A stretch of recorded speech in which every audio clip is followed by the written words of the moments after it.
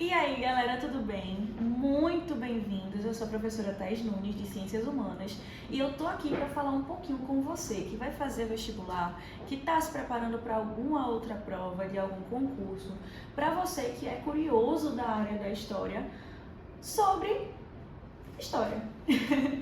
E aí, para a gente começar a discussão, é importante a gente entender o que é que vai levar a disciplina a se tornar uma ciência, a se tornar uma disciplina acadêmica, a ter uma metodologia e uma teoria, obviamente, meio que um tratado teórico metodológico.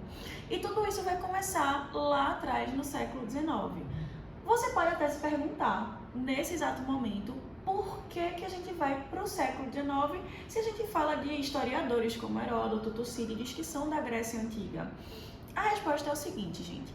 A história, como todas as outras ciências que trabalhavam a humanidade, que estudavam o comportamento humano, ela não era considerada uma ciência.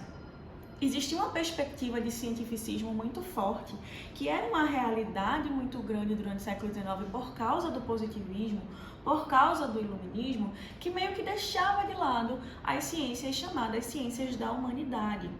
E aí, o que é que vai acontecer? Tudo vai começar a partir de um questionamento de um cara chamado Hegel, certo? Hegel, ele é um filósofo idealista e foi professor de um cara que vocês conhecem bastante, que a gente vai falar sobre ele hoje, chamado Karl Marx. Hegel vai trazer para a gente a noção e o significado do sujeito histórico. E ele vai trazer também a perspectiva de que qualquer pessoa pode ser um sujeito histórico, porque qualquer pessoa está sujeito a realizar grandes modificações na sua vida, na sua ordem social e na sua vivência como um todo.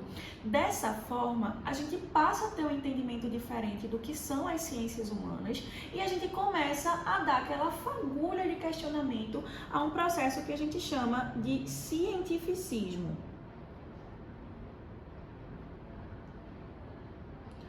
Gente, aqui não vamos fazer nenhum discurso negacionista, pelo amor de Deus.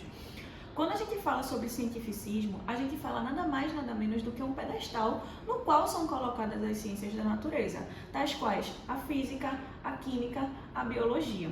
Inclusive, um filósofo chamado Augusto Comte, que vai ser o pai da sociologia, ele vai dizer que a ciência mais desenvolvida da história e do mundo até então é a física. Então ele vai tentar construir, e as pessoas que estão à frente do processo de construção da sociologia, como Emile Durkheim, por exemplo, vão começar a construir uma ciência neutra. Mas a gente sabe que em ciências humanas é muito difícil a gente alcançar uma total neutralidade. Na verdade, é quase impossível a gente alcançar essa total neutralidade. Mas vamos entender o passo a passo do processo histórico para a gente seguir e ir adiante na nossa discussão. Então, essa disciplina, dentro da faculdade de História, caso você seja um interessado em fazer o curso de licenciatura em História, chama Introdução aos Estudos Históricos, exatamente o nome do slide. E historiografia também é uma disciplina, é o processo de, escrita da história. Grafia, grafos, escrita. De forma muito rasa e muito facilitada e simplificada, a historiografia é a história da história. A história tem uma filosofia, a história tem uma perspectiva sociológica, a história, obviamente, também tem uma história. E aí, a gente vai passar a entender que a historiografia é a parte mais teórica da narrativa. Nenhuma história pensada através dos processos e das discussões políticas, militares, da questão da história das mentalidades, do materialismo, é pensada sem uma teoria. Por isso que a gente, durante muito tempo e ainda hoje, tem essa diferenciação da história com H minúsculo e da história com H maiúsculo. A história com H maiúsculo é a história feita pelos historiadores, é a história que a historiografia, vamos colocar entre aspas, narra e faz acontecer. Tranquilo? Então, como eu falei para vocês, pode ser entendida como a escrita da história. Sabe uma coisa interessante? O Enem, como outros vestibulares e como outras provas também, está começando a assumir um perfil de inter e transdisciplinaridade. Seja por causa da BNCC, que é a Base Nacional Comum Curricular, seja por causa de outros documentos reguladores do processo de educação, mas isso tudo faz também com que a gente siga uma linha acadêmica.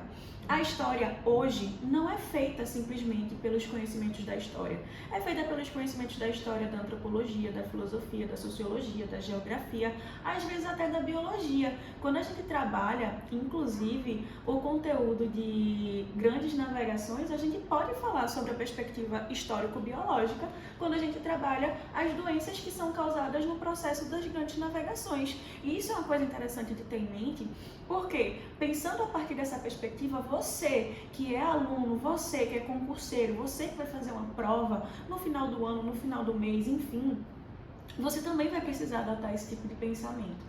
Porque se você não começar a adotar esse tipo de pensamento e continuar pensando de maneira altamente conteudista, muito provavelmente você vai ficar estagnado dentro do seu processo de preparação e pode até ter dificuldade de identificar as questões de história. No Enem 2022, eu ouvi muitas pessoas, muitos youtubers famosos também, falando que não teve história na prova do Enem. Mas eu posso afirmar seguramente que a gente consegue contar mais de 16 questões que têm a necessidade do conteúdo historiográfico.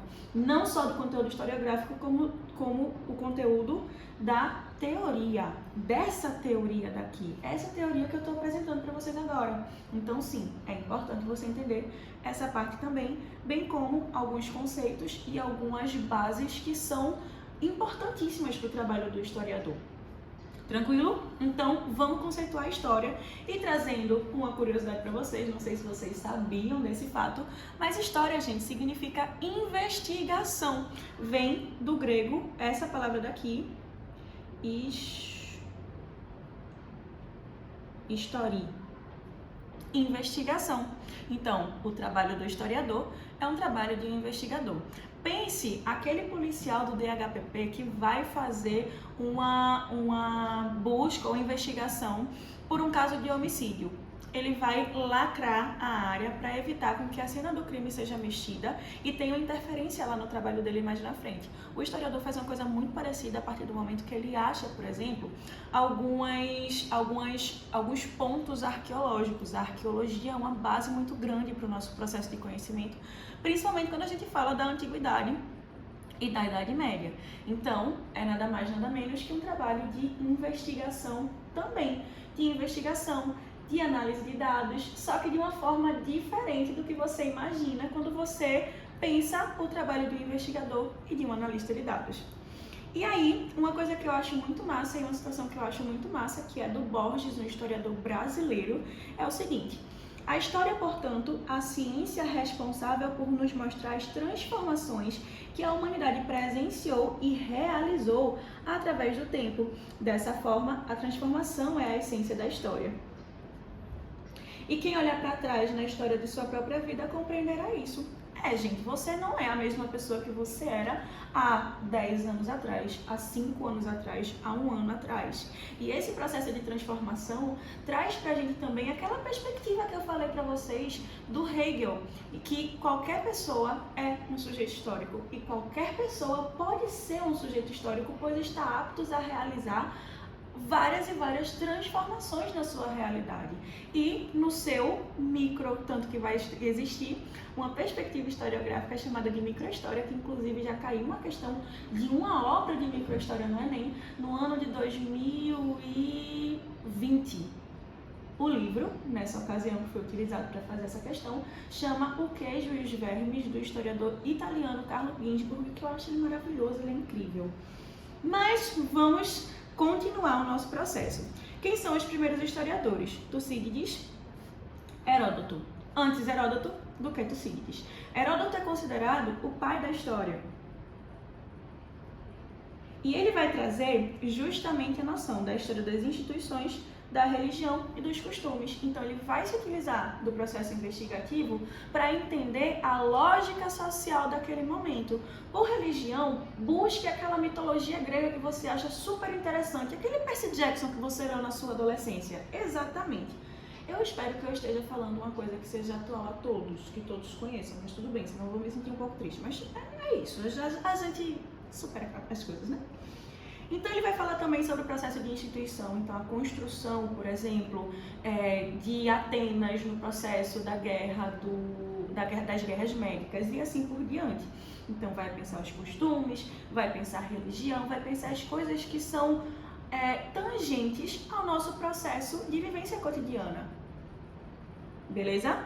E Tucídides vai trazer a noção do nexo causal, ou seja, isso aconteceu porque antes aconteceu outra coisa.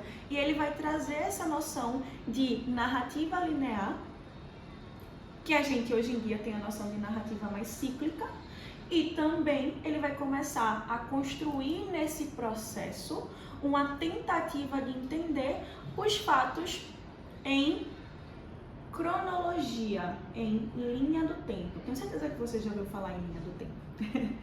E assim por diante. Esses são os dois primeiros historiadores. E agora a gente vai pensar as principais perspectivas, os principais conceitos e que a gente pode chamar também de instrumentos de trabalho do historiador. O historiador tem um instrumento de trabalho extremamente subjetivo, que é o tempo. Então, a primeira coisa que eu quero trazer para vocês é a noção de tempo histórico. Mas veja bem, é importante você ter cuidado nessa noção de tempo histórico, justamente porque, às vezes, a gente está pensando o tempo histórico através do processo de evolução social. Como se houvesse uma sociedade mais evoluída que a outra, como se houvesse um grupo de pessoas que fosse mais importante, mais atual, mais correto que o outro. A gente tem que ter cuidado nesse conceito de tempo histórico justamente porque através dele a gente pode acabar ensejando algumas narrativas colonialistas, trazendo a perspectiva de que, por exemplo, os índios americanos não teriam chegado no grau de vamos dizer assim, evolução social que existe hoje se não houvesse a interferência europeia. Sendo que, na realidade, eu ouso dizer que sim, a gente teria total condições de chegar no nosso nível de desenvolvimento hoje sem esse processo de interferência europeia, porém a gente não falaria a língua portuguesa, inglesa, espanhola ou francesa, porque são linguagens do colonizador, e a gente teria uma construção cultural bem diferente. Tranquilo? Outro ponto que é importante, não só para caso você vire um historiador, mas para você que vive no mundo. Sim, fonte histórica. Fonte. O historiador trabalha muitas vezes com a distância temporal de 3.000 anos, de 4.000 anos, de 5.000 anos. Esse cara não vai chegar pro pretor romano que viveu na República Romana e dizer: oi, tudo bom? Me explica aí como é que funciona o teu trabalho. Não, esse cara nem tá nem aqui para fazer mesa branca para contar a história. Então, a gente precisa de uma fonte segura. Por isso que muitas vezes, quando a gente volta muito no passado, a gente tem uma dificuldade de conseguir trazer uma narrativa sólida, coesa e consistente sobre determinados tempos. Por exemplo, a monarquia romana, por exemplo, o período pré-homérico da Grécia e assim por diante. O que hoje em dia, os historiadores daqui a 100, 200 anos vão ter a mesma dificuldade, porém com o excesso de informação e o excesso de fontes inseguras que existem. Em excesso mesmo. Sabe? Então, a fonte histórica é o que vai embasar o historiador. Essa fonte pode ser documental, pode ser jornalística, pode ser arqueológica, pode ser musical,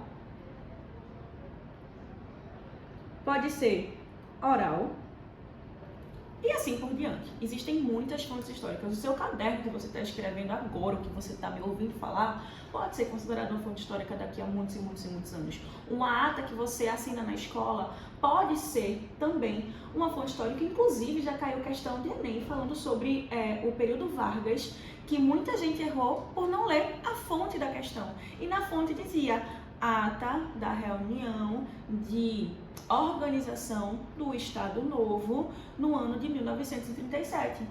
Tá aí a resposta da questão. dessa questão em específico, obviamente, mas a fonte pode te ajudar a analisar milhares de questões que existem. E por último, a narrativa histórica. É isso que eu conto para vocês, é isso que eu falo com vocês, é isso que o professor de história fala para vocês, que o historiador fala para vocês e assim por diante. Toda história é uma narrativa e toda narrativa é uma história. Mesmo que você esteja contando algo que aconteceu com a sua vida, não deixa de ser uma história. Não é a história teórica que a gente estuda aqui, mas não deixa de ser uma história. Tranquilo? E aí a gente chega em outra perspectiva de estudo, não só da história, como da sociologia, como da filosofia, que é o patrimônio material e imaterial.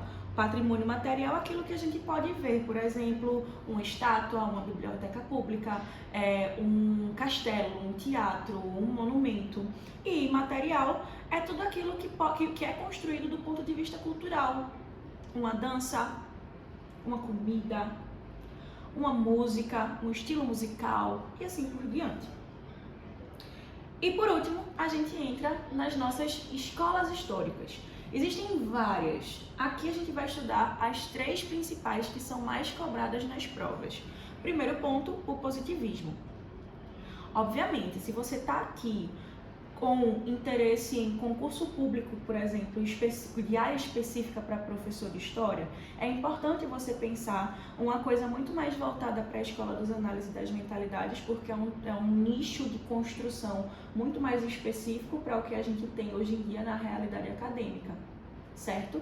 Mas, obviamente, como você sabe, você que é formado, você que é graduado, você que é mestre, você que é doutor, é extremamente importante você saber esses outros momentos teóricos, porque a escola dos análises, a história das mentalidades e assim por diante só existe porque em algum momento existiu algo que deu início ao processo de discussão sobre a questão das fontes, sobre a questão da história mais próxima da nossa sociedade e assim por diante.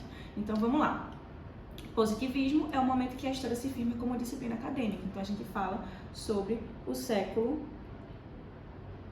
XIX. Outro detalhe, minha gente, o positivismo é o maior herdeiro intelectual do iluminismo, tecnicamente do cientificismo. E assim por diante. Vou colocar o 8 deitado, que é o infinito, né? E aí vamos lá. Busca por um universalismo. Durante muito tempo, o foco das pessoas era achar os conceitos universais. Os universais, inclusive uma coisa que é uma perspectiva de análise, uma perspectiva de busca desde Aristóteles. Uma das primeiras pessoas que começou a trazer essa noção da universalidade foi Aristóteles, lá na filosofia grega. O positivismo, ele tenta trazer essa noção como se estivesse buscando uma lei geral. E como vocês podem perceber, dentro das ciências humanas não tem como você criar, dogmatizar uma lei geral que seja aplicável a todas as culturas, pessoas, pensamentos e, enfim, posições. Porque a humanidade é subjetiva. Não tem como você estudar de forma objetiva uma coisa que é subjetiva. Tranquilo? Documentos oficiais como fonte, então, inclusive, isso era a única fonte que era aceita. Se não tivesse documento oficial, não era contado. E isso aqui, a gente tem essa problemática, a história dos grupos dominantes ou a história narrativa militar. Eric Hobsbawm, que é um historiador do século XX, morreu agora no ano de 2017, ele fala que os historiadores, eles devem ser gratos ao marxismo e ao materialismo histórico. Não ideologizando nada, minha gente, por favor. Porque a partir da análise materialista da história, a gente passou a ter a noção de entender a sociedade. Coisa que historiadores como Rank, por exemplo, que era um historiador positivista, não tinha. Na verdade, não porque ele não queria, mas porque era a tendência teórica da época. Tanto que quando Marx chegou trazendo a noção materialista, ele vai ser amplamente criticado. Inclusive, ele é um dos teóricos mais criticados das ciências humanas hoje em dia. Muitas vezes pelas pessoas lerem e terem contato com o pensamento dele, sem necessariamente parar para entender ou parar para basear a noção que ele traz nos seus antecessores. Às vezes, para você entender o pensamento atual, você tem que ir para os antecessores, você tem que ir para os antecedentes. Por isso que dentro da aula de História, o professor sempre fala, antes de falar sobre a Segunda Guerra Mundial, sobre a situação social que acontecia antes da guerra. Deu para entender? E assim por diante. Isso não serve só para Marx, isso serve também para filósofos como Nietzsche, como Foucault, como Hannah Arendt, que são filósofos que de certa forma atraem muito a curiosidade do público não acadêmico. Então, para você entender essa galera, você tem que entender o pensamento anterior para que fique tudo tranquilo na sua cabeça. E aí, vamos lá. A análise da sociedade através das suas necessidades materiais. Então, o que a sociedade produz, o que ela poderia produzir, o que ela deveria produzir e como existe a divisão desses recursos. Até isso vai falar sobre comunismo? Não vou falar sobre comunismo, mas vou falar sobre economia. Opa, até esqueci, escrevi errado aqui o negócio. Economia. Gente, a visão materialista é a visão econômica da história. Então, você, meu querido, minha querida, que quer fazer economia, você vai estudar Marx até o talo. Como você também vai estudar outros pensadores mais contemporâneos. Mas quem vai trazer a análise econômica da história, a análise materialista da história, a análise da luta de classes, é Marx e Engels. Tranquilo? Então, para você entender a análise materialista da história, você tem que entender também alguns conceitos da teoria marxista. Tranquilo? Então, o conceito de luta de classes, para Marx o motor da história é a luta de classes, a história do mundo é a história da luta de classes, porque sempre na história do universo vai haver um dominante e um dominado, e esse dominado quer sair da condição de dominado, e esse dominante quer manter o status de dominante. A noção de infraestrutura e superestrutura, então a base econômica e a base ideológica, e a noção de modos de produção. O que é o modo de produção? É a forma com que a sociedade produz, é como as pessoas nesse modo de produção se relacionam entre si e como essa riqueza é dividida. Tranquilo? E por último, mas não menos importante, a Escola dos Análises, que é a nossa escola da atualidade. A Escola dos Análises tem 3 fases, certo? Uma fase antes da Segunda Guerra Mundial, uma fase pós-Segunda Guerra Mundial e uma terceira fase que é mais para o final do século XX, que é uma fase muito questionadora e que começa a ser trazida para a historiografia brasileira mais ou menos ali no final da década de 80. Lembrando que a escola marxista, a escola materialista chega aqui no Brasil um pouquinho ali na década de 60, década de 70, quando a gente começa a ter também a formação da ciência social. Tranquilo? E aí vamos lá. Apesar de ser denominada de escola, a Escola dos Análises nunca foi um prédio escrito na porta. Aqui é a Escola dos Análises. Não. A Escola dos Análises começa como uma revista de cunho inter e transdisciplinar, onde pessoas de várias áreas das ciências humanas levavam seus artigos e se cooperavam na hora de construir o conhecimento. Por isso que cada vez mais o Enem e outras provas estão se tornando interdisciplinares. Vai substituir a história narrativa pela história problema, então vai começar a trazer também as problematizações e os questionamentos que são tanto falados no processo de entendimento histórico. E, como eu falei, a abordagem interdisciplinar. Tranquilo, gente? Concluímos hoje a nossa primeira aula, a aula mais teórica de todas, e até a próxima.